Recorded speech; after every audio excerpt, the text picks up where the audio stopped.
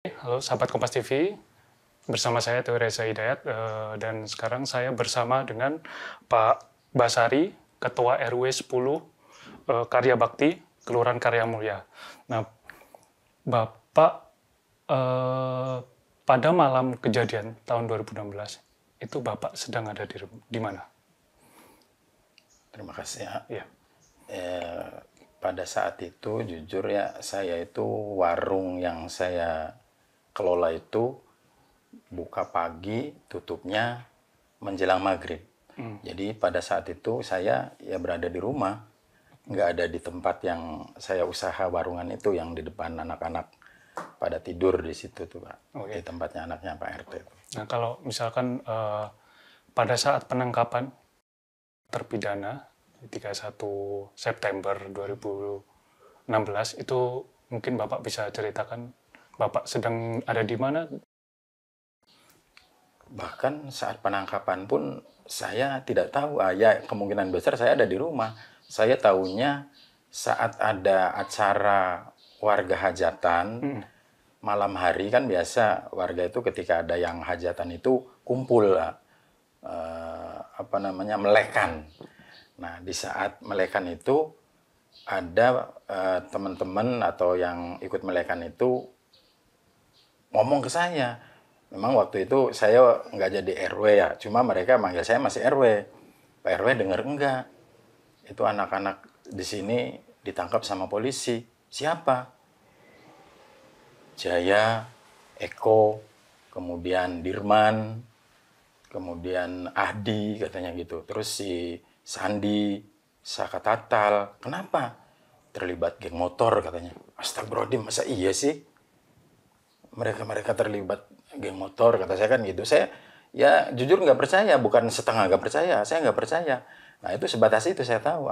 Waktu malam pas melekan ada warga hajatan, lek-lekan kata orang sini mah gitu. Tuh, jadi saya tahu pas saat lek-lekan itu, kalau kronologis penangkapan atau dibawanya jam berapa, hari apa, jujur saya nggak tahu. Memang saat itu saya nggak menjabat jadi pengurus RW. Oke.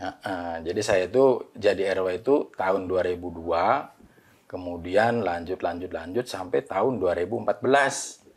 Nah, 4 periode itu saya saya nggak jadi pengurus. Nah, kemudian 2017 saya diajukan lagi menjadi calon pengurus RW periode 2017 sampai 2020. Okay. Itu. Oh, jadi pas penangkapan atau enggak kasus ini terjadi berarti Bapak posisinya bukan ketua RW? Bukan. Oh, gitu. Saya warga biasa. Tapi sempat tahu ya Pak, 5 warga ini kenal gitu? Ya kenal banget. Apalagi gue yang namanya Dirman itu. Saya nggak percaya sekali dengan Ananda Dirman. Karena saya tahu persis waktu saya dagang. Kebetulan warungnya itu kan posisinya musola itu sebelah utara. Kemudian si rumah Dirman itu sebelah selatan. Nah, jadi ketika sholat duhur, sholat asar, sholat maghrib, itu Dirman pasti melintas di depan warung saya. Udah jadi kebiasaan? Ya, udah rutinitas dia sholat berjamaah di musola. Itu saya nggak percaya sama sekali bahwa si Dirman itu terlibat hal-hal yang luar biasa biadab, itu saya nggak percaya. Setelah Bapak jadi ketua RW mungkin boleh diceritakan apakah ada langkah mungkin ketemu dengan keluarga atau dengan warga di sini? Ya, memang saya karena ada rasa tidak percaya dengan anak-anak, khususnya warga saya, bahkan itu masih ada family saya yang ditangkap, konon katanya dia anak-anak geng motor, kemudian merkosa saudari Vina gitu kan ya. Saya tetap masih nggak percaya saat itu. Memang sampai sekarang pun saya nggak percaya. Nah, makanya begitu saya 2017 dilantik, kalau seingat saya November ya, November tahun 2017, beberapa hari atau minggu setelah berjalannya menjadi RW, saya datang ke masing-masing orang tua si yang terpidana itu. Saya izin ke beliau-beliau dengan bahasa saya, mohon maaf, boleh nggak nih saya mau jenguk anak bapak, saya mau pengen tahu kondisi anak bapak.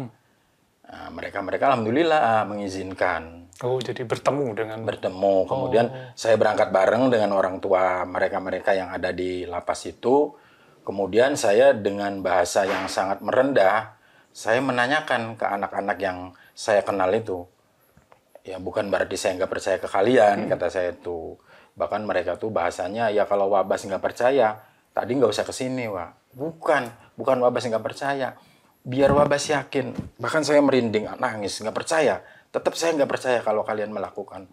Bahasanya mereka tuh bahasanya berasa ketauhidan. Demi Allah, Wak, demi Rasulullah, saya nggak melakukan. Kalau Wabas nggak percaya, Wabas mending pulang, Wak. Itu siapa, Pak, yang bilang seperti itu? Ya anak-anak yang ada di dalam, kayak si Saka Tatal, kemudian si Dirman, Eko, kemudian Sandi, kemudian si Jaya. Karena mereka tiap hari pasti ketemu di warung, kalau siang hari itu. Jadi saya tetap nggak percaya. Mereka pun bahasanya demi Allah, demi Rasulullah. Kalau kita orang yang punya ketauhidan kuat, yakin, orang Islam, yakin bahwa mereka nggak berbuat itu, saya yakin. Pada saat mungkin Bapak tahu lah materi kondisi warga lah pas lagi kasus itu lagi booming, matanya 2016 atau 2017-an. Ya shock sekali ya, yang pasti. Masa iya sih mereka-mereka itu berbuat sedolim itu? Nggak ada yang percaya tetap, nggak ada yang percaya. Cuma karena mereka sudah ada di kantor polisi, kita mau berbuat apa?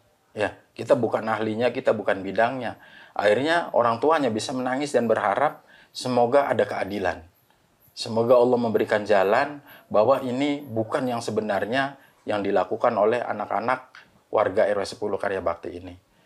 Dan yang saya nggak percaya lagi, itu si Dirman itu sedikit ada keterbelakangan mental.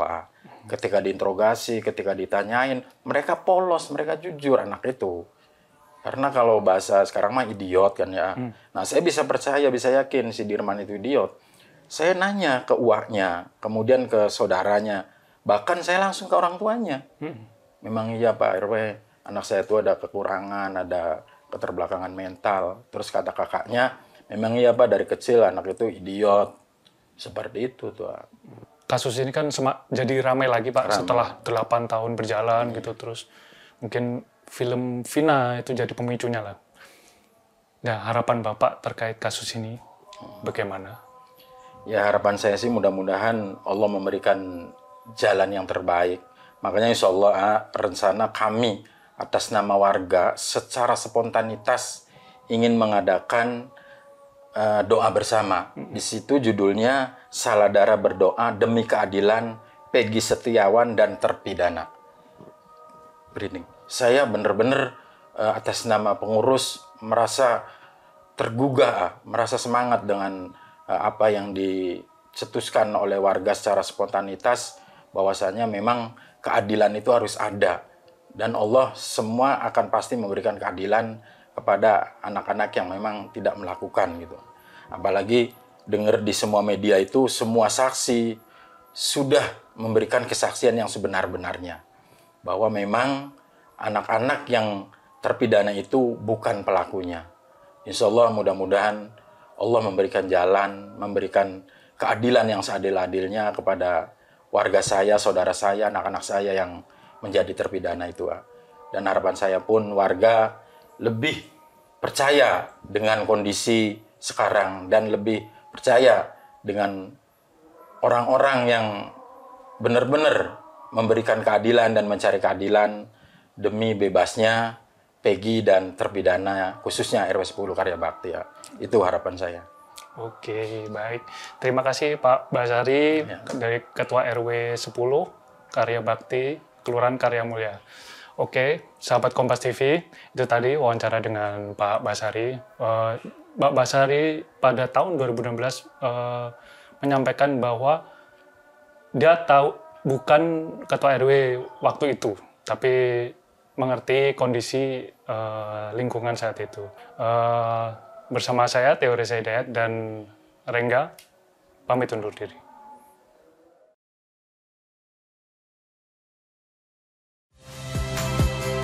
Saya Nitya Anissa, saksikan program-program Kompas TV melalui siaran digital, pay TV, dan media streaming lainnya. Kompas TV, independen, terpercaya.